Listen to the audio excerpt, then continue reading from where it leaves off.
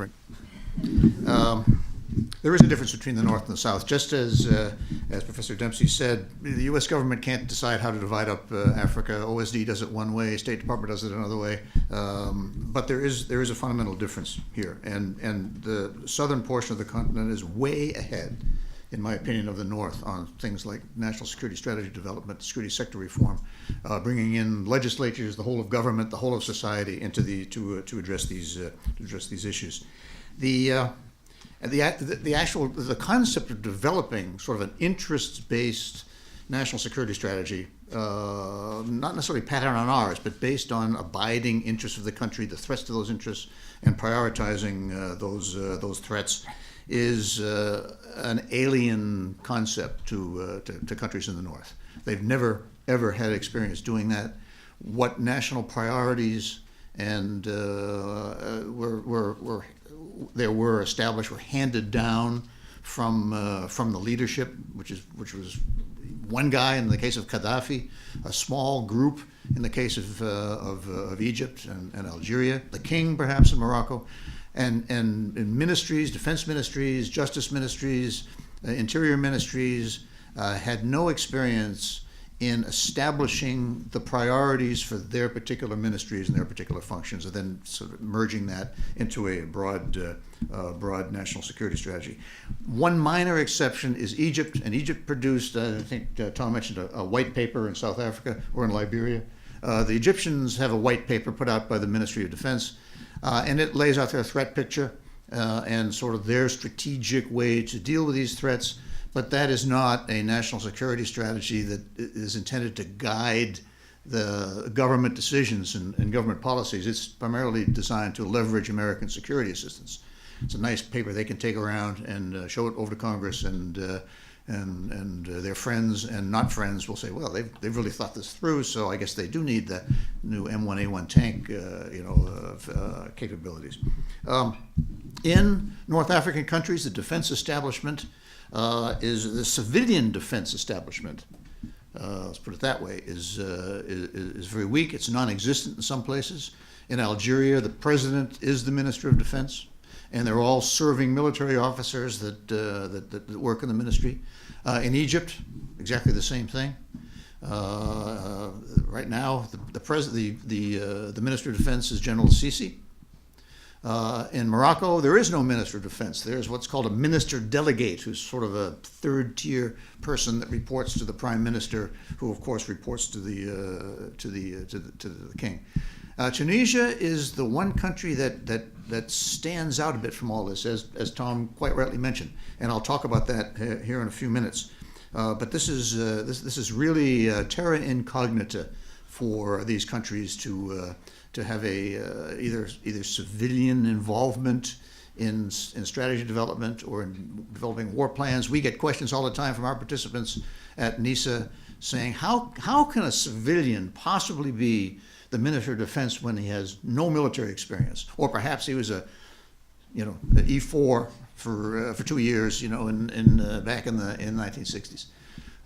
And of course, the answer to that is that the minister or the secretary is the one that manages the budget and tries to manage this big bureaucracy, and doesn't necessarily get involved in war planning or directing forces. And when they do, sometimes there's a problem there. But that's where their thinking comes from.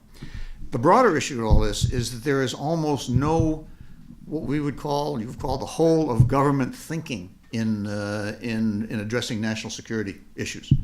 That is changing a bit in the North as a result of the Arab Spring and other things, but there is very little whole of government thinking. National security is the function of the military and the intelligence, and if you've got a strong military and a very professional intelligence apparatus, that's all you need. The idea of human security, which is taking root among civil society and think tanks and academics and analysts, is not yet in the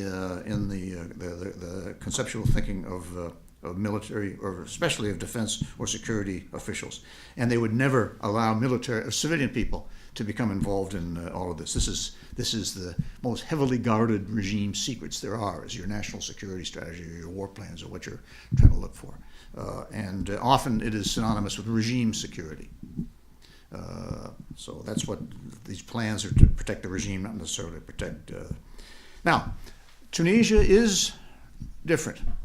And Tunisia actually has been different even before the Arab Spring. The Tunisian military was never particularly important in the country. It's been always marginalized by the civilian leadership since independence. It's one reason it acted the way it did during the Jasmine Revolution in late 2010, and early 2011.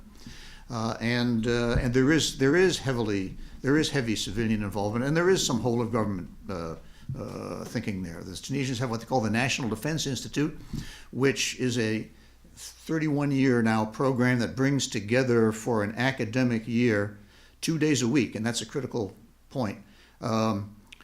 Officials from virtually every ministry in the country, not just the security-oriented ones, but labor and tourism and all that sort of thing. And serving military officers. Since the Jasmine Revolution, it has included civil society to include elected members of their National Assembly, including Islamists, including human rights leaders into this mix. And every year, for the last 31 years, they've been given a key security question to research and present recommendations to the government. The reason I say 2 days a week is critical is because they still do their day jobs. We send people, or the State Department sends people over here to the National War College, and of course military services, we send people here and there, but it's not the same. You sort of write them off for a year. These people go back and do their day jobs so they can still keep current with what's going on. We run a seminar. NISA, next door, outside the wall here, runs a seminar for them every year. We've done it for the last 3 years, and we focus on whole of government. We focus on civil society and national security challenges. We do a short exercise with small groups. The first year we did it, it was to develop, we asked them to develop the Tunisians' abiding national interests. Not just the current threat at the border, but the true national interests. Second year, we asked them to develop a list of challenges to those interests, whether they be economic interests, political interests, military interests. And then this last December, we asked them to develop a whole of government response to these threats. This is very difficult for them to do, as it is for us in large measure. And they were very ill-equipped to think in those terms, even though they're professional bureaucrats and military officers. Although even though if they recognize the necessity to think beyond the stovepipe and do this, it's a very, very difficult process for them.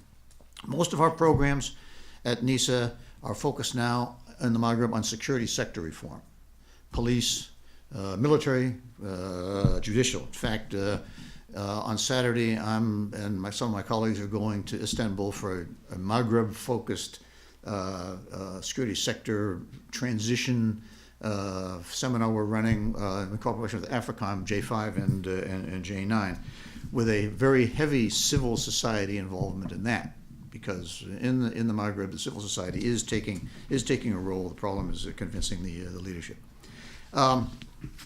Now, you can perhaps address this national security development through assistance programs in professional military education.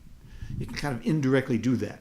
The Maghreb countries have not asked NISA, or as far as I know, the rest of the government, to help with professional PME enhancement or development, but other countries in the Middle East have. We do programs with Israel, believe it or not, who needed some help with their war college system and their strategic studies institutions. Lebanon.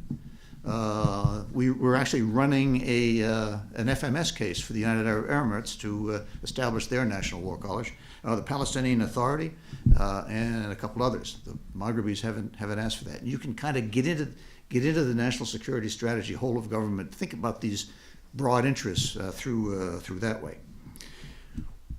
I know there's been some questions about Libya, and we can talk about it more during the Q&A. But we did run last August a seminar here in Washington for the Libyan National Defense College class. The whole class came, all colonels, of course, and came to NISA, and we had a program focusing on basic institution building, force structure, training, logistics, leadership development, that sort of thing. Plus current issues facing the Libyans. Border security, demobilization, disarmament, and during the exercise we conducted an exercise, or during the seminar we conducted an exercise asking them to identify Libya's interests, threats, and priorities, and to identify the role of the military in how they can address these. Once again, the results were very disappointing. What was encouraging is that many of the military officers who actually had never served in a real military establishment did understand that there was more than the military dimension in all of these problems. Well, I've talked about the impediments in theater in the countries to national security strategy development, but we've got some right here in the United States within DOD. I think we still feel, despite decisions to the contrary, that our main mission is to help militaries, and engagement with the police or the interior ministries or justice sector, that's not really in our bailiwick. We are, as I mentioned, we're helping the Libyans in security sector reform and in PME. AFRICOM would like to expand that, or some people in AFRICOM would like to expand that into more defense institution building. The general purpose force needs something to support it and sustain it, and to give it direction. And the Libyans are hungering for any kind of direction that they can get from the civilians, or even the parliament, which was, as Tom says, aberrant. We would never ask Congress, for direction on what we do. Unfortunately, a lot of the leadership in AFRICOM seems to believe that the mission given to AFRICOM was to train foot soldiers, and that's it, and leave the defense institution building to others. And that's unfortunate, because you really can't have a functioning military that serves the society and the state if it doesn't feel it has an institution within the government behind it that's going to back it up. So I'll stop there and give us some time for Q&A.